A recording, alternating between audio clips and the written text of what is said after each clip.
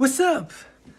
Ah, parlons un peu de la bouffe ensemble. J'ai eu la chance depuis que je suis petit d'avoir une mère qui cuisine hyper bien. De toute façon, en général, les darons, elles cuisinent, mais comme personne. La preuve, t'as beau avoir la recette, tout suivre à la lettre, avec elle à côté, c'est tellement pas pareil que tu commences à croire que c'est de la sorcellerie. Les darons, eux, c'est un peu l'inverse. S'ils te font une omelette le matin, c'est déjà un exploit. Je sais bien sûr qu'ils sont pas tous comme ça, et héros de l'ombre, vous inquiétez pas.